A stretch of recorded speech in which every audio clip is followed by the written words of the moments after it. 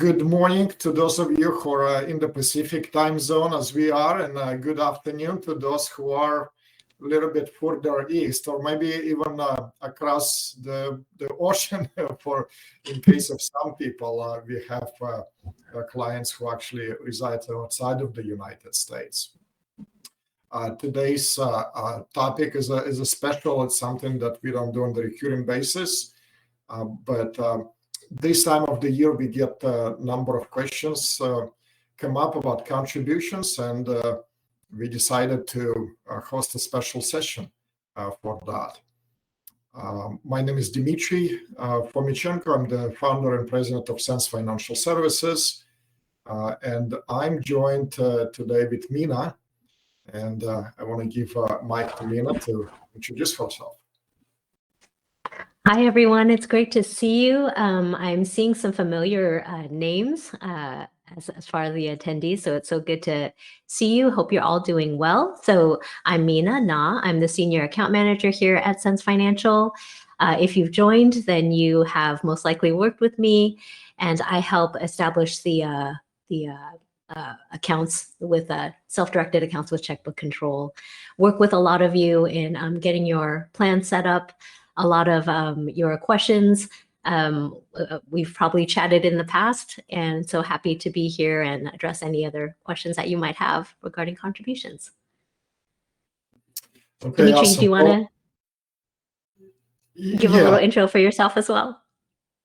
Yeah, again, my name is Dmitry, and I normally speak with most potential clients before you become a client. You probably had a consultation with me.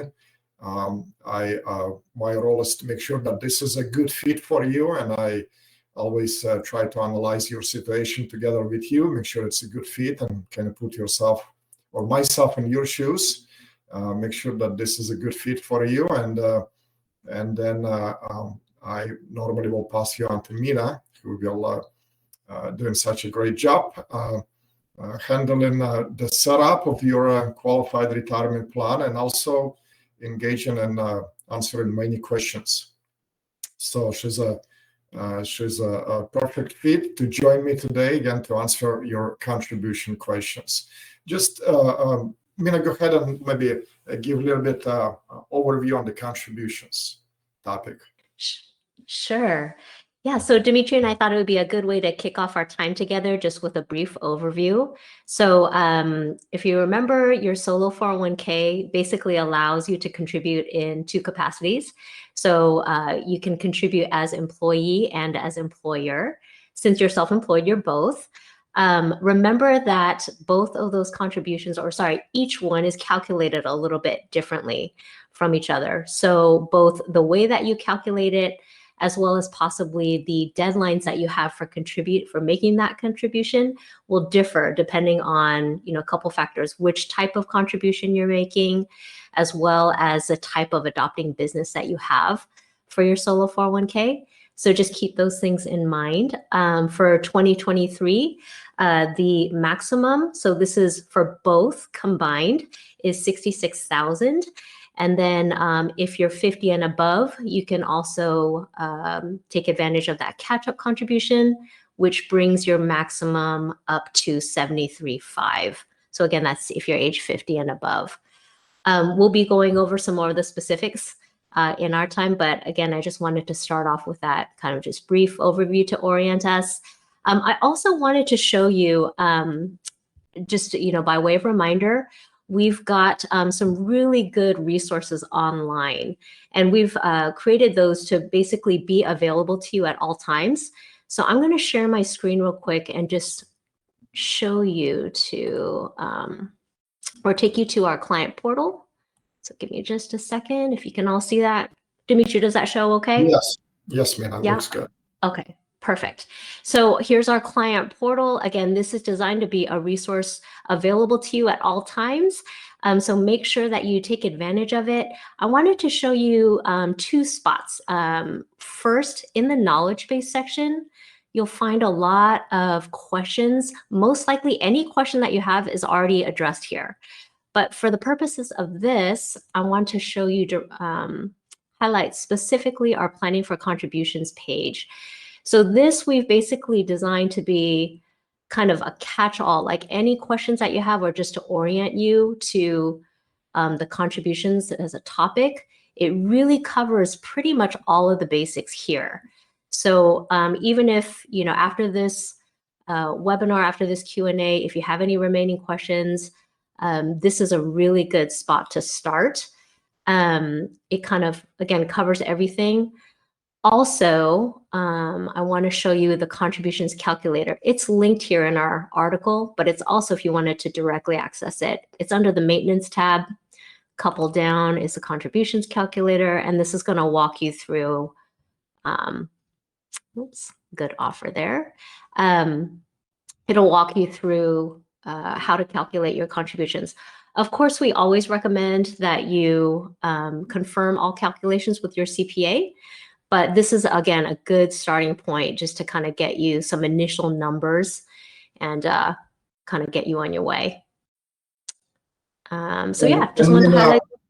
Mina, if you can also show them how to access that from our website, because you can access that from our main site, not just from the portal. And it is under the Solo 401k menu. So if you go to SenseFinancial.com and then just take your mouse to Solo 401k, and you'll see the drop down contributions calculator. You can see it on the screen. Mina showing it to you. Yep, there it is on our general website as well. Yeah. Dimitri, did you have anything to add as far as like the calculator? Or yeah, so I want to just dive a little bit more deeper into the contributions. As Mina explained, the total limit is $66,000 plus $7,500 catch up for those who are over 50. And if you're going to break that down, again, there are two components for contributions. Being a self-employed individual or a business owner, you're wearing two hats. So essentially, you're contributing as the employee of your business. And that component is called elective deferrals or employee elective deferrals. And the number for that contribution is $22,500. You always want to maximize that first because it's up to 100% of your compensation. Also, depending on how your business is structured, how your business is taxed, the way you contribute is going to be a little bit different. If you're a single member LLC or a sole proprietor, then it's going to be based on your net self-employment earnings, and it's going to be reflected on your 1040 or the first page of your tax return.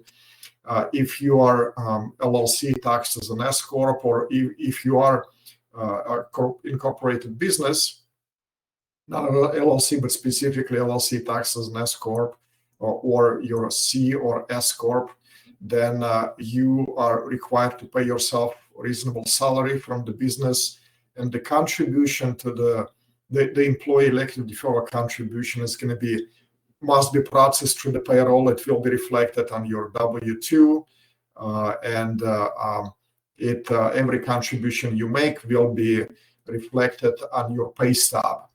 And because most of our clients, small business owners, you can contribute to a 401k every payroll if you wish, but many of our clients, they just do it once a year. You can run a large payroll at the end of the year and just put the maximum contribution into solo 401k. So that's your employee elective deferral. And then on top of that, there is a profit sharing contribution. Profit sharing contribution is always done by the business. So it's either reflected on your Schedule C, or it will be reflected on your corporate tax return. If you're taxed as an S corp and you file separate tax return, it will be reflected on a corporate tax return. And it's always deduction for a business, while contributions for your employee contributions can be done either on the pre-tax basis, or you can elect to contribute to Roth. The profit sharing contributions are always done on the pre-tax basis. It's always deduction for the business.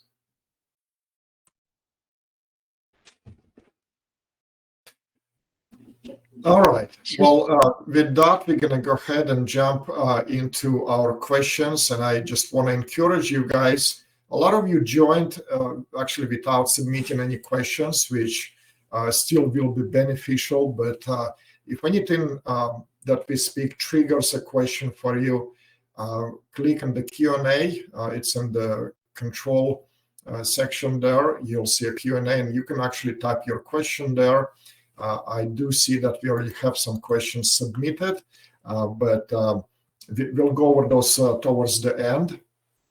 We'll take as much time as need to answer those questions. So this time is reserved for you guys, for you to benefit and to clarify any confusion, any questions you may have about the contribution. So do that. But we'll go ahead and start with questions that are been submitted during the registration process. And first question comes from Drew, and he's asking about Roth conversion. Can I contribute to a personal Roth alongside my 401k? Mina, go ahead, and you want to take that one? Sure. I'd be happy to. So thanks for submitting that question. Dimitri, feel free to chime in as well. I'm not sure if I'm completely understanding the question. Maybe just to kind of go back to what Dimitri mentioned. So you've got that employee elective contribution that you can do. And that one can be made, I think, as Dimitri mentioned, as pre-tax or Roth. So to your solo 401k, you can make that Roth contribution. I'm not sure if that's what you were describing, Drew. You said, can I contribute to a personal Roth alongside 401k? Dimitri, did you have any thoughts on that? Yeah, so Drew, yeah, it will be great to clarify your question a little bit. But I'm assuming, again, reading the question, I'm assuming when you say personal Roth, perhaps you're referring to a Roth IRA. And if that's the case, then yes, you can contribute to a Roth IRA alongside with your 401k. They're kind of independent of each other. While if you have a 401k at your employer and then you also have a solo 401k, then the contribution limit on your elective deferrals is subject to the same limit of $22,500. Again, to expand on that, if you have a 401k at your employer and you contribute the maximum of $22,500 in your employer 401k, then you can no longer contribute as an employee in your solo 401k because you reached the maximum. Okay. But if you have a Roth IRA, you can contribute to a Roth IRA. There is also some restrictions based on your AGI. So if you're over a certain threshold, you may not be able to contribute. But Drew, feel free to reach out to us. Just you can email myself or Mina your maybe clarification to your question. You can do Roth conversion on a Roth IRA. You can do Roth conversion on your solo 401k at any time. And that's in fact if you're even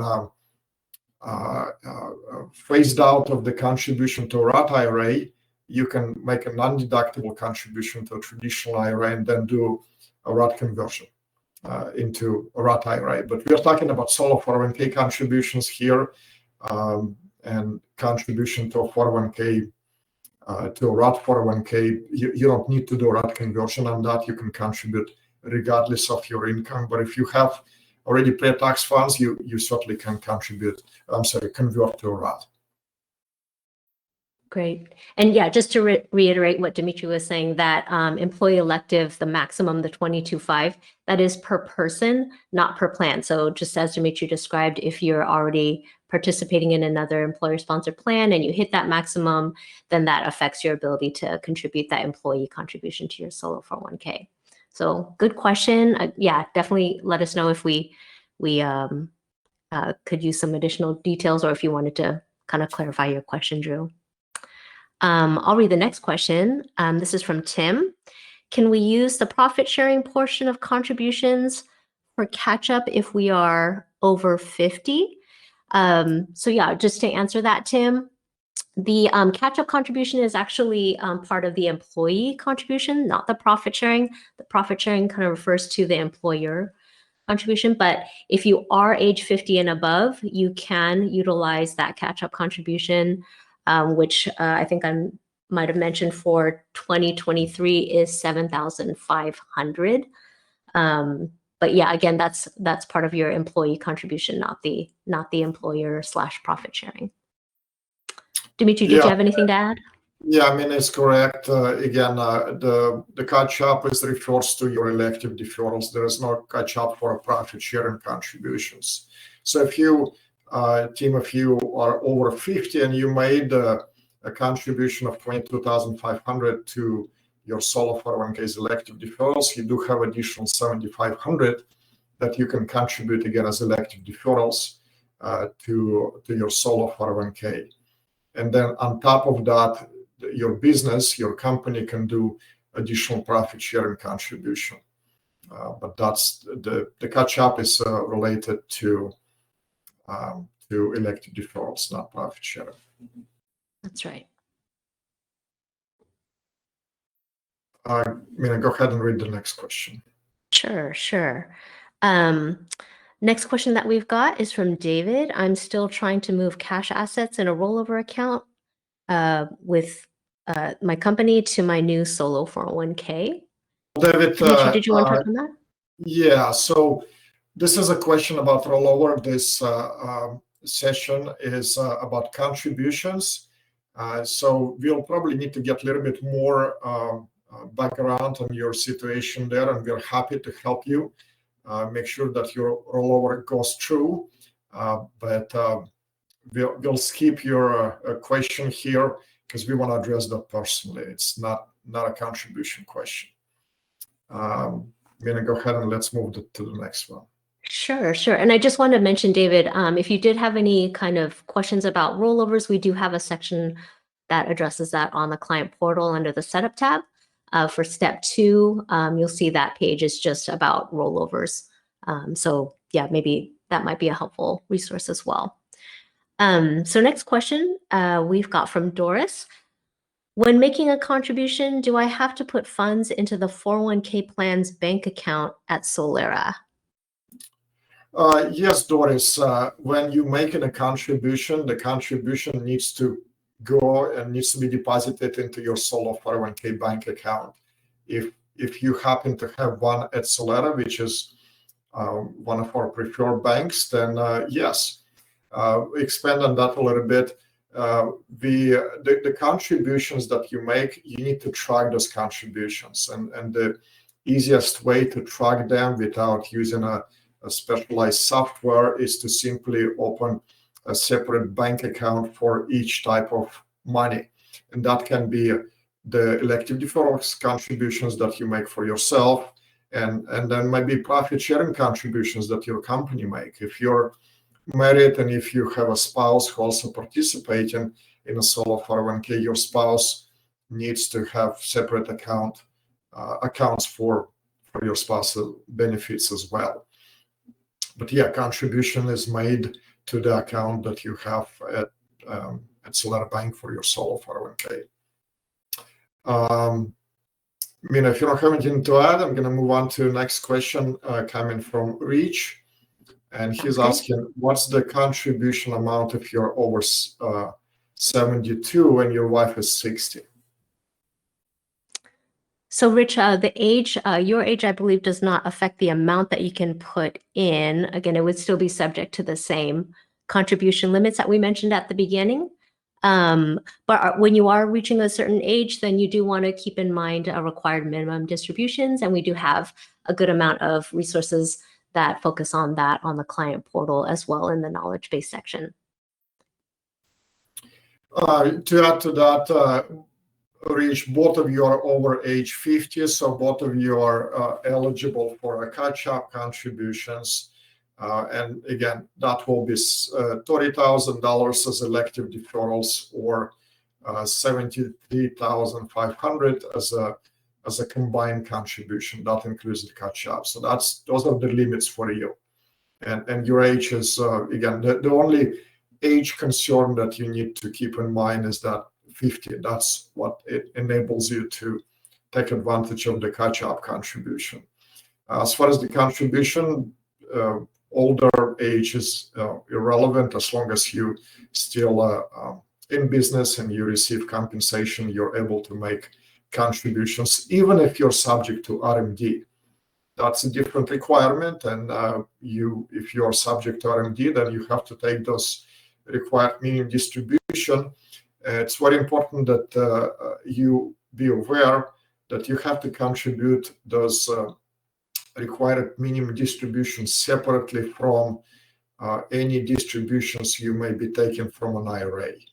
So if you have an IRA, you need to calculate those contributions for an IRA separately from your, distributions from your distributions that you take from a solo 401k. So you actually have to take the RMD from 401k separately. While if you have, let's say, 2 IRAs both in your name, and your RMD, let's say $20,000 a year from an IRA, you can take it from one IRA and not touch the other one. But if you have a 401k, you have to take the distribution from a 401k separately, and you have to calculate that separately. All right, moving on to the next question. Kim is asking, I might have over-contributed in past years. Is there anything I should do about that now? Mina, are you able to address that? I was hoping you would answer that one. Sure. Well, Kim, if you over-contributed to the 401k plan, that has to be corrected. And we need to get a little bit more surrounding information, a little bit background details, but feel free to reach out to me directly. We'll go over your situation, over the numbers, and help you correct it. But just generally speaking, you don't want to contribute ahead of time. You want to only contribute once you know your numbers, because there are penalties for over contributing. So it's going to cost you. You don't want to do that. You want to avoid this. And because some people, they try to contribute maybe earlier before they have that income, and if they don't make the threshold for the income, then that's where you end up in the negative. So you want to avoid that. There are penalties for over contributing. It's not a pleasant experience.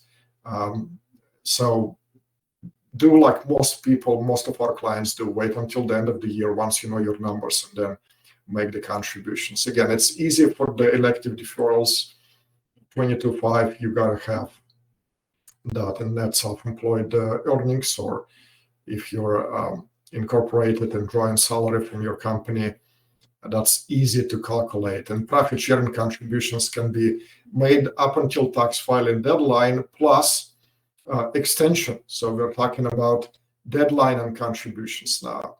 So profit sharing contributions, you have plenty of time to do that. You can even do that, those contributions after year is ended, and you have plenty of time to get together with your CPA, look at your profit and loss statement, see what the bottom line is, so that you can make accurate contribution. But Kim, reach out to us. You can contact me directly, schedule time, and we can address that. Next question from Pablo, and he wants to know about Roth contributions. So, Mina, can you talk about this? Sure. So like we mentioned, you've got the 2 types of contributions, the employee and employer. And out of those 2, only the employee one can potentially be made as a Roth contribution. So that's the employee elective deferral, that one that we mentioned. The maximum is the 22.5 for 2023 with the additional 7,500 catch-up. So again, that employee elective deferral, you can elect to make that as a pre-tax contribution or as a Roth, or even a combination of both up to that maximum. So that's the Roth contribution to the solo 401k. As Dimitri mentioned, the employer or profit sharing contribution can only be made as pre-tax. One thing I'll add there is some folks, what they might do is they might make that employer contribution as a pre-tax, and then once it's in the solo 401k, they might convert that to Roth. That's utilizing something different. The feature of your solo 401k, it allows you to do in-plan Roth conversions. For the purpose of your question, Pablo, though, for just strictly Roth contributions, only that employee contribution can be made potentially as a Roth. Anything you wanted to add to that, Dimitri? Did I miss anything? No, you're good. Okay, sounds good. I'll read the next question from William. Do LLCs owned by a 401k need to register with the Fed under the new BOI rules? And I think William, BOI, stands for the Beneficial Ownership Information. Any yeah, thoughts so on that? I'm not sure what the answer is to that. The LLC needs to be registered, obviously, with the Feds when that created. I'm not familiar with the BOI rules, but we'll skip that because it's not related to the contribution. But we're happy to look into that for you specifically. So feel free to reach out to me directly, and we can look into the details. Let's move to the next video. Sounds good. Next question we've got from Ed, which is, what are the best referred banks that Sense Financial recommends? And I'd be happy to mention here, we've got 2 listed on our client portal under step 3. Solera is really our preferred bank. They'd be more than happy to help you. A lot of clients who ask about this, really the main advantage of our preferred banks there is that they're familiar with our plan documents. So they know exactly how to set these up correctly. They understand what solo 401ks are. And again, they've got a good team that are just ready and willing to help any of our clients, particularly if you need to make that contribution, in a timely manner. Then at this time of the year, you definitely want to deal with a bank that is already familiar, so you avoid the going back and forth with a potential bank that might not understand this correctly. So definitely utilize one of our recommended banks that we have listed under step 3. To add on that, Solera is one of them. The other one is Titan Bank. Both of them have dedicated departments specializing in creating accounts for 401k clients. The benefits of using them is your bank account will be set up correctly because it needs to be opened in a certain way to be IRS compliant. If you walk to your local Bank of America branch or Wells Fargo and try to open checking account for a solo 401k, the banker doesn't have any idea what that is. And so while technically it can be done, it depends on the banker that you're working with. And we've seen more often than not something being messed up, something being done incorrectly. And so that just creates a complication for you. And if you're working with Titan or Solera, we do have access to their team, and we can step in and help you fix if something goes wrong. I'm not saying that everything is perfect 100% of the time, because we're dealing with people. You guys are people, we are people, and people there at the bank team. So occasionally some mistakes are made, or something maybe might fall through the fingers. But the bottom line is that we've worked with those teams. We can catch those mistakes, and we can help you fix if anything goes wrong. If you're working with just your local bank, there's nothing we can do. So you're pretty much on your own. So we strongly recommend that you use our preferred banks. And some of the benefits using them is, for example, if you need to make a mobile deposit, let's say you received a rollover check, or maybe you received a distribution from an investment that you liquidated. Well, those funds can be deposited using a mobile deposit fairly easily and quickly. There's typically no restriction on the amount. If you're using your local bank, there are restrictions and a number of other benefits. Use our preferred banks. Moving on to the next question, who's coming from Leon, who's asking if we're contributed to a regular 401k, can I contribute to a solo 401k? Mid-year transition from W-2. Mina, can you take this one? Yeah, absolutely. So like we mentioned, Leon, the employee, the elective deferral contribution is a maximum per person. So like we mentioned, that's the 22.5 if you're under the age of 50. So if you have maxed that out already in your, other employer-sponsored plan, then unfortunately that does affect the amount that you can make as the employee contribution to your solo 401k. You could still make the employer or profit sharing contribution based on your compensation of the adopting business of your solo 401k. That one you can make. That one is not restricted per person. But the employee one, the 22.5, that one again is per person, not per plan. So do keep that in mind when you're calculating your contributions to the solo 401k for this year. Dimitri, did you have anything to add to that? Just to maybe expand on that a little bit, to give you actual example. Let's say you said you're transitioning from W-2, so you had W-2 and you had a 401k there, and let's say you contributed $10,000 to your 401k to your employer, and then you started your own business. Now you have a solo 401k, and you now wish to contribute to a solo 401k. The total limit is $22,500, which means you have $12,500 left to contribute as your elective deferrals. You certainly can do that with your solo 401k as long as you stay within the limits, total limits.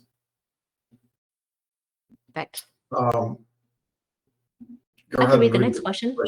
Yeah. So next question we've got from Alex. How should I differentiate employee and employer if my wife and I think work for the LLC but aren't pulling W-2? How should I differentiate between? Yeah, Dimitri, you want to start off on that one? Yeah, Alex, if you are a differentiate employer, if my wife and I work for the LLC. So you gotta take a look at how your LLC is taxed. When you said you work for the LLC, that implies that you employed by the LLC and you're pulling the salary. If you're have the LLC and you're in business together with your spouse, then you possibly have a partnership. Your LLC is taxed as a partnership, and then each one of you gets a K-1 from the LLC. So LLC will be filing separate tax return. Sometimes people make the mistake assuming that they have a two-member LLC when in fact they do have a single-member LLC. That LLC files Schedule C, but maybe they have operating agreement listing both of them as the members. But if you're filing on a Schedule C, that is a single-member LLC filing as a pass-through. So pass-through meaning that the business income is passing through onto your personal tax return. So if you're filing Schedule C, in fact, then it is single-member LLC. It's not two-member LLCs. But again, I'm going to refer back to that the planning for contribution article that Mina mentioned in the beginning. You can go there and we explain there each scenario. So if whether it's a partnership, you can make contributions. If it's a single member LLC, then only one of you can contribute, and you can contribute as an employee. Again, the limit, Alex, for employee contribution is $22,500, and that's for each participant. So if you're truly a two-member LLC and you get a K-1, then each one of you can contribute $22,500. Your contribution should go into your elective deferral account, and your wife's contribution needs to go to her elective deferral account. And then a profit sharing contributions needs to go to profit sharing account. Again, each one of you should have a separate account for profit sharing contributions so that you can track those. But Hope that answers your question. And we're going to move on to the next one, which coming from Curtis. And he's talking about or asking about initial setup, funding eligible sources, contribution management, and reporting. Mina, what can you say about that? Yes, yeah. So, Curtis, that's a good question. It is kind of wide ranging. I'm trying to think through kind of how to what aspect to focus on. Those are kind of all different things. But since since this session is talking about contributions, I'll kind of focus on the last part, contributions management and reporting. So Dimitri mentioned earlier in this session that you do want to have the separate accounts for the different types of contributions, and potentially if you've got two participants, the separate accounts per contribution per participant that are being made. So those accounts are helpful. Those will help you to kind of be able to track the amounts which you are required to do with your solo 401k. So the having separate accounts, I would count that as being part of your contributions management. You also want to make sure to document the contributions. Since you're a plan administrator, you are responsible for the record keeping of your solo 401k. They will be reflected on the tax returns, but you also want to document your election to make the contributions. And we've got those election forms on our client portal. You can always start on that, planning for contributions resource that we've created. It has a link there to take you to the form section, or you can just navigate directly to it under the maintenance tab of the client portal. But you'll see the two forms there, and one for the elective deferral and one for the profit sharing contributions. You'll want to make sure that you complete those, and then once completed, they will stay in your file as plan administrator. Quick note on those election forms, they do need to be dated by the end of the year for which you're making contributions. So if you're planning on making that contribution for 2023, the election form needs to be dated at the latest by the last day of December, or the end of that last day of the plan year, which for most of you is the calendar year. So that one, again, I'm kind of counting under as contributions management, and then reporting. Those will show on the respective tax returns, and then as well as they will be reflected at least as like a line item on your 5500 EZ form, which we'll file the following year. Dimitri, did I miss anything, or just kind of if you have any input on that or the other kind of topics that Curtis I think was asking about? You pretty much got it. So the eligible sources for contributions is your earned self-employed income. So, and it has to be profit. So it has to be not just the gross revenue that you generate, but it's based on your it's net. Again, if you're a sole proprietor, then it has to be a net self-employed compensation. And then you have to subtract half of the self-employment taxes. That's where the contribution calculator will be very helpful. Just play with that. Go to the contribution, enter your age, and then the numbers, and it will calculate those for you. And we actually have a video. I believe you've done a video on how to use that contributions calculator, which is very helpful. And we can provide a link for that. It's very helpful. Contributions, you document them using a contribution form, and then you report those contributions on your tax return. You give the numbers to your CPA. Your CPA will plug those into your tax return, and then you're also required to report contribution on a Form 5500 AZ. So just doubling down on what Mina said. And with that, we're going to move on to the next question, Mina. Yes, I just wanted to mention briefly, we do have that video that goes over how to use the contributions calculator. I believe it's on our YouTube channel, Dimitri.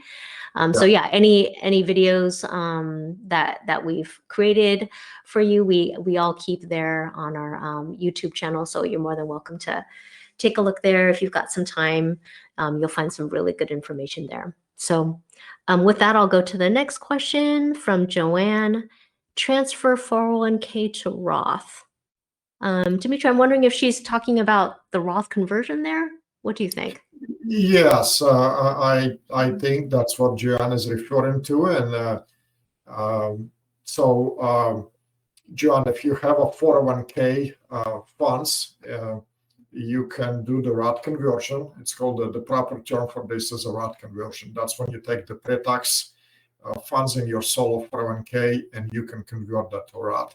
That's possible, not really part of the contribution, but you can make contributions to Roth directly, or if you have pre-tax money, you can convert them to Roth. So that's possible. We do have a resource for that as well. We can also provide you with the link, and it's certainly possible. It's a taxable event, so be sure to document that. There's a form that we provide for you. The 1099-R is required to be issued by your plan. So be sure to let us know about that in January, first week of January, so we can help you generate that 1099-R, which you will provide to your CPA, and that will be reported on your tax return, and taxes will be paid. That's right. And just to mention, for the 1099-R, we do offer that as a service by request. Make sure you get those requests to us. I think our deadline, we usually send out an email reminder, but I think it's typically like the second Monday of January of the new year. Keep in mind that the 1099-R does have its own deadlines for filing. So you want to make sure if you need a 1099-R, if you would like our assistance with that, that you contact us with that request. Again, I think it's by the first Monday of January of the new year. Dimitri, I'll read the next question that we've got here from Alex, where he asks about the process of a mega Roth conversion step by step. And I'll just mention here, Alex, we've got a really good overview about the how to do the mega backdoor Roth process. Also in the knowledge base section of our client portal, if you click there, you'll actually see, I think it's the first one listed. If you click on the title, it'll bring up the full article. I actually wrote that article, and I wanted to create that exactly to answer that question and walk you through, one step at a time, very practical.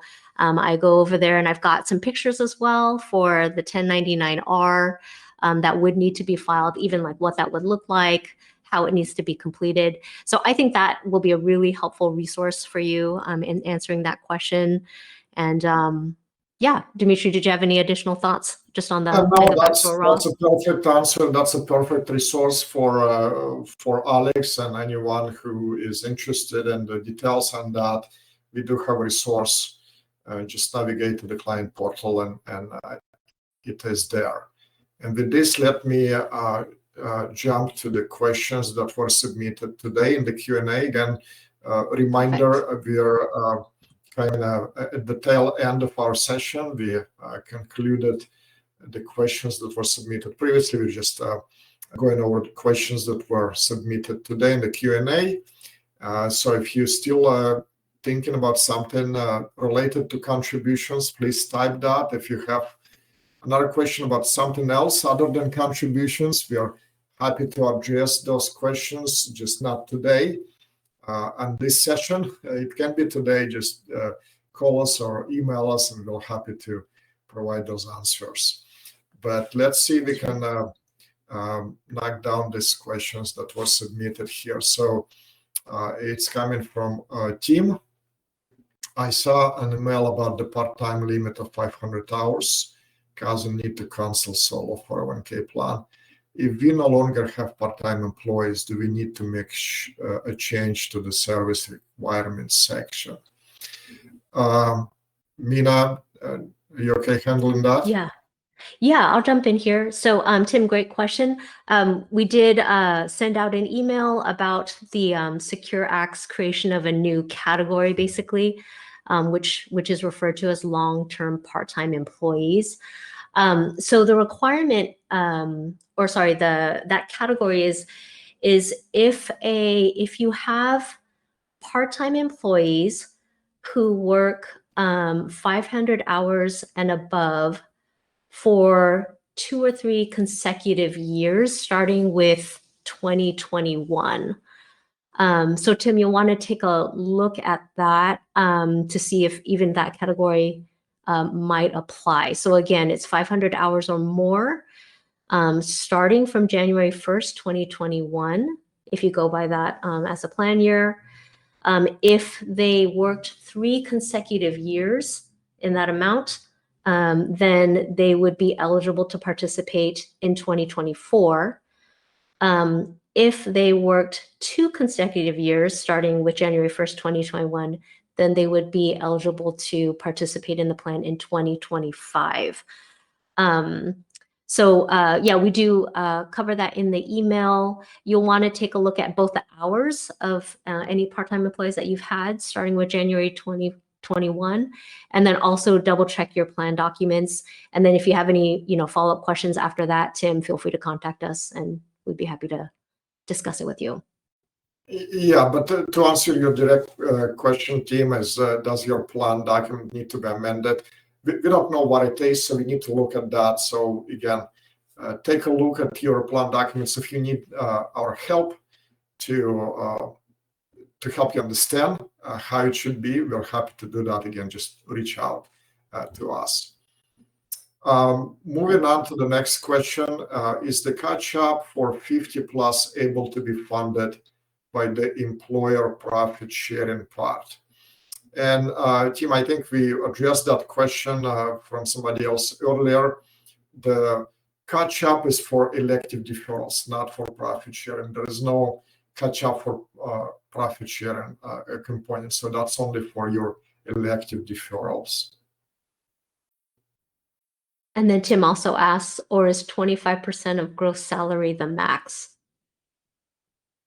Yes, the 25% Yes, will be the maximum profit sharing contribution. Whatever your salary is, it's not based on the amount that you contribute as elective deferrals, it's based on your salary. So if you're an incorporated business and you pay yourself, say, $50,000 as a salary, then the 25% of that will be $12,500. That will be the max profit sharing contribution. If you take $100,000 salary, 25% will be $25,000.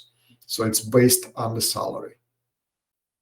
And I just wanted to add there, so if you pay yourself, or you can't contribute beyond what you pay yourself on the salary. So if you're paying yourself a low salary, that is going to affect the maximum that you can make as contributions because you can't contribute more than what you make. Yeah, and you need to pay actually yourself a little bit more because there is going to be some payroll taxes. Again, if you're running a payroll, then you can actually play with those numbers. If you need a payroll referral, we have a resource for you that you can use. So you can take a look at that. And then let's move on to the next question. Alicia, I believe, asking, how can you combine solo 401k and Roth 401k? And then she follows up, and by combine, I mean contribute to both. So how do you contribute to both the solo 401k and a Roth 401k? So just a quick clarification, Alicia. So your solo 401k does have a Roth subcomponent. So yes, you can contribute to both, and it's one solo 401k. And like I mentioned, the elective deferral, the employee contribution, that's the one that you could potentially make as a Roth or a combination of both. One note there is when you see when you take a look at the employee elective deferral form, you'll see that there's actually a section there where you would note whether you're making a pre-tax elective deferral contribution or a Roth. So yeah, I did want to mention that it's indicated there on the form. And Dimitri, did you have any other? Yeah, just again, make sure you understand the limits. The contribution, your employee elective deferrals, you can make either pre-tax or as a Roth. The total limit is 22, and you can elect to contribute 22,500 as a Roth contributions, or you can elect to contribute the entire amount as a pre-tax, or you can do any combination of the two. And it works just like a contribution to an IRA. The contribution limit to an IRA for this year is $6,500. And you can contribute $6,500 to a traditional IRA, or you can contribute $6,500 to a Roth IRA, or you can contribute total 65, and you can split that equally if you wish. You can contribute $6,500 to a traditional IRA, and then another $6,500 to a Roth IRA. It doesn't work that way. The total limit is 65. The same is with your elective deferrals. The total limit is 22.5, and you can split that however you wish. Great. And then Pablo entered a question, just to clarify, a Roth 401k contribution doesn't have an income restriction, so no need for a conversion? That is correct, Pablo. There is no income restriction like with a Roth IRA. If your adjusted gross income is over a certain threshold, you may not be eligible to contribute to a Roth IRA. There is a restriction, but with the solo 401k, regardless of your income, you can still contribute to a Roth 401k.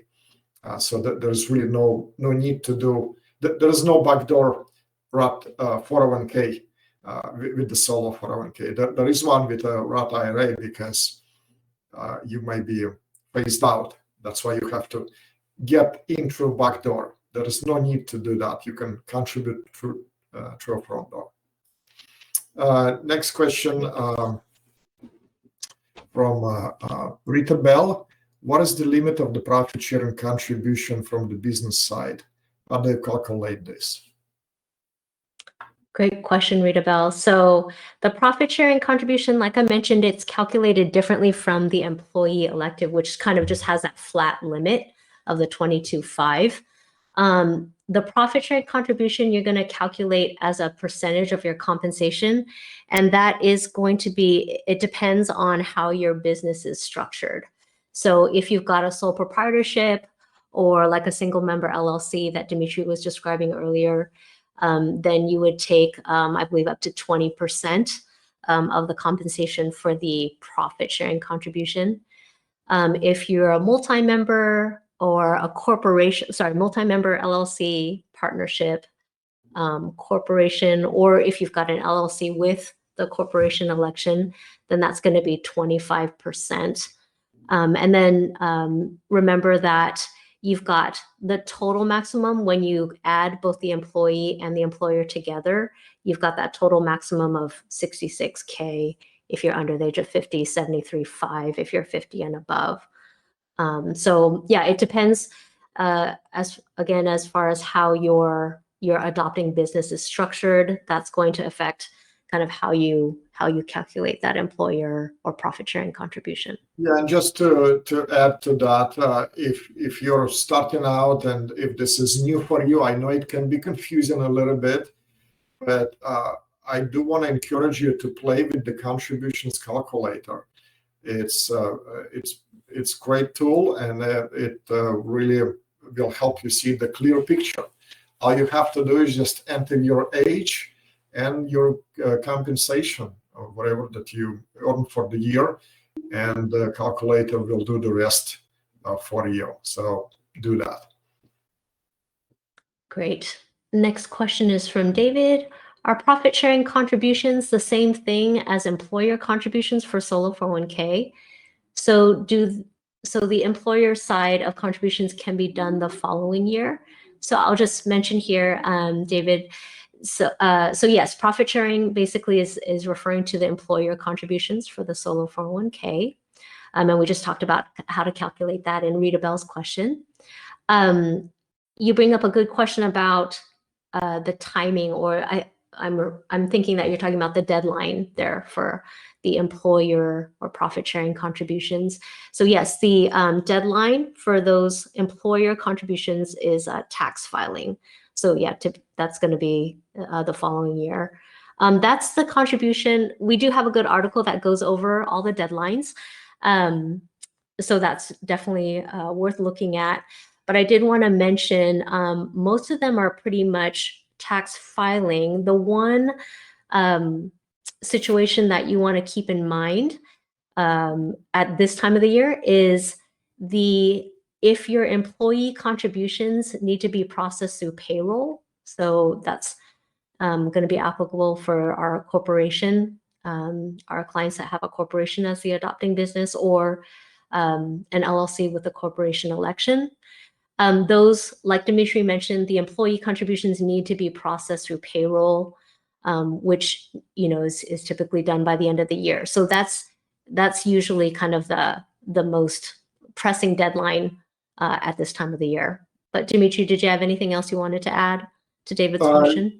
Yes, again, the beauty of the profit sharing contributions is that you don't have to do it in the plan year. You have up until tax filing deadline plus extension. So if you're filing for a corporate extension, you potentially can defer that up until September 15th. So that gives you a lot of time. Actually, it's a great benefit, and you might have possible cash flow issues. Maybe you wish to contribute, you wish to take that deduction, but you spend the money, or maybe you invested the money, or you just don't have the cash to contribute. You'd like to contribute, so you can actually wait until you have the capital to contribute and then contribute mid-summer, potentially. Just remember, you have to do it before you file your taxes. So if you're filing taxes, let's say on September 1st, and you're claiming that you're contributing X amount of dollars as your profit sharing contributions, the funds have to be transferred to your profit sharing account on that day or prior to that. You can't transfer after it. So if you're claiming that contribution, it must be made. You must make those contributions. But again, you got plenty of time. Next question asked by Daniel: can you do after-tax contributions as an employer? So Daniel, we do have a good article that goes over after-tax contributions in the client portal knowledge base section. You'll see it there. So yes, the solo 401k, your solo 401k with Sense Financial does allow after-tax contributions. I believe it's a type of employee contribution, though. Am I right, Dimitri? Yes. Yeah. So if you're referring to just maximizing the contribution, the overall contribution beyond your elective deferrals, then you can do as an employee. But it is employee contribution. It's not the employer. The employer contribution is profit share, and it is always done on the pre-tax basis. So after-tax contributions that is referring to the elective deferral, or I'm sorry, not the elective deferral, but the contribution that is done by the employee. Right. I'll read the next question from Alicia. I currently only have one account per participant because we've only rolled over, not elective contribution. And I opened two more, each for profit share and elective deferral. What is the best practice for an operating type account? Well, Alicia, the operating type of account is, and we also do have an article for that, is that when you are making an investment and you're pulling funds from multiple accounts, that's where we recommend operating accounts. So for example, you want to make an investment and you need $100,000 to, and let's say you're buying a rental property and you use $100,000 for down payment and closing costs, and you have $20,000 in your elective deferrals, another $20,000 in your spouse's elective deferrals. Maybe you're pulling money from a profit share, and then you have maybe a rollover of funds. Well, that's 4 different types of money that you need to track separately. That's going to be kind of an accounting nightmare to try to do it with 4 different accounts. So we recommend creating an operating account for that investment. and you can, it's still open in the name of the 401k trust. You can open it Solera or Titan or your bank is for other accounts, but that account is specifically for that property. So you're going to transfer respective amounts, and then you're going to create a spreadsheet for that. And now, let's say your profit sharing, if it's 100,000 total and you transfer 20,000, that's 20 represents 20%. So your elective deferral owns 20% of that investment. You transfer $20,000, and then you do the same thing from other accounts. So now you have $100,000 in an account that you labeled, say, 123 Main Street. So that represents the operating account for that property. Well, now you have one account, so you pay from that account to purchase the property. You pay all the expenses from that single account. You don't have to split anything. You receive income from the property. It goes into that operating account, and then maybe once a year or however comfortable you feel, you can then distribute all the profit accordingly. If, let's say, there is some kind of a capital expense that you need additional infusion of capital, then you can just fund it according to the same ownership percentage from multiple accounts. So that it becomes a lot easier to maintain. That's what the operating account is used. All right, moving on to the next question from Alex. Total contributions are limited to 25% of the business entity's income subject to self-employment taxes. Is this gross or net? So I think that's talking about the employer or profit sharing contribution. So that's based on your compensation. So net. Is that right, Dmitry? Yes, it's always based on the net. But when you're talking about 25% refers to the profit sharing contributions, and it refers to the salary. So if you have LLC taxed as an S Corp, or if you have C Corp or S Corp, you're paying yourself salary from the company. And the profit sharing contributions is based on your salary. It is 25% of your salary. So it's not based on the entity's gross or net income. It's based on your salary that you take from the company. That contribution is made by the entity. It's based on the salary, but it's not based on the company's gross or net, but it is made from the company's income.